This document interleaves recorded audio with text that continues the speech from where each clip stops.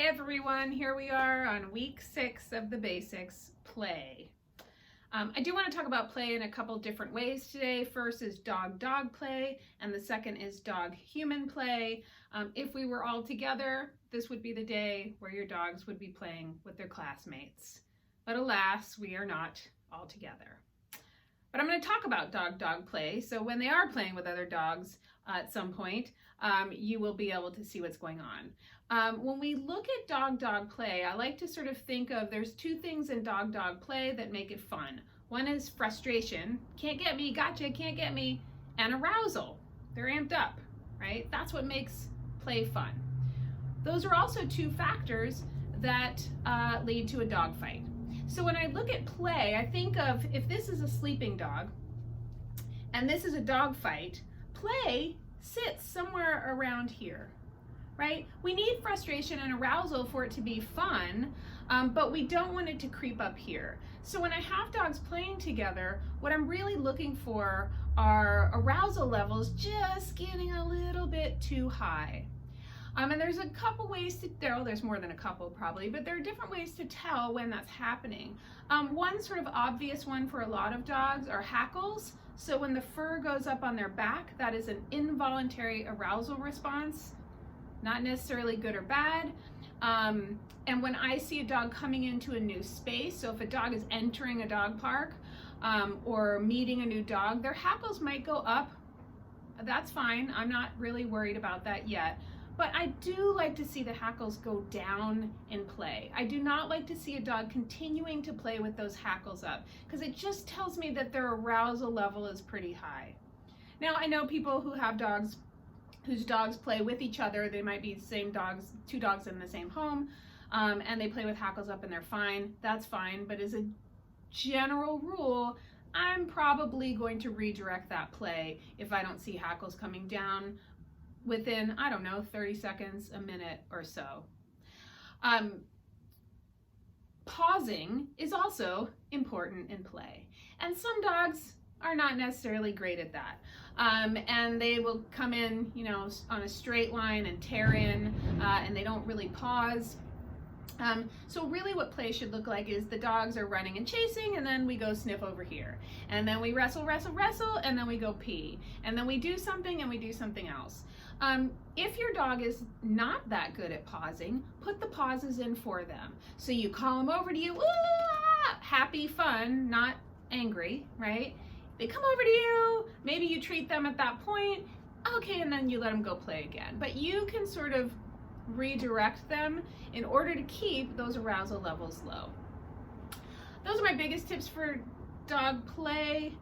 You will probably know your dog better than anybody though. The second factor in play is dog-human play. And for this one, I have one rule, and it's a rule that a lot of people do not like. And that rule is no wrestling. And the reason I say no wrestling is because when we wrestle as humans, we're generally using our arms and our hands, and we're doing this kind of thing. Well, what is your dog's equivalent body part to your arms and hands? That's right, it's their mouth, which is full of weapons. And so if we're playing with our dog like this, I think we can inadvertently teach them to play like that with their mouth.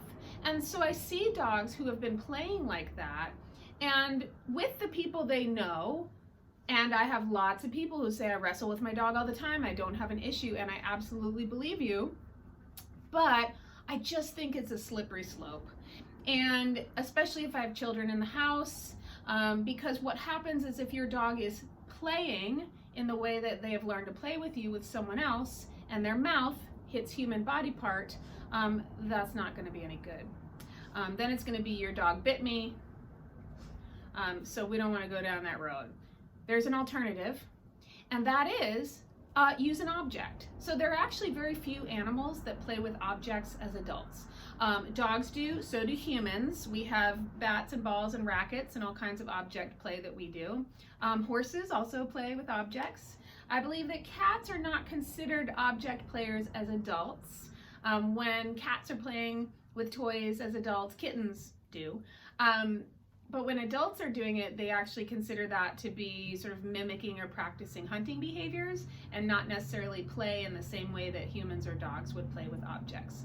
So there are some object things I love. I love fetch, right? Fetch is a fantastic way to teach your dog to drop.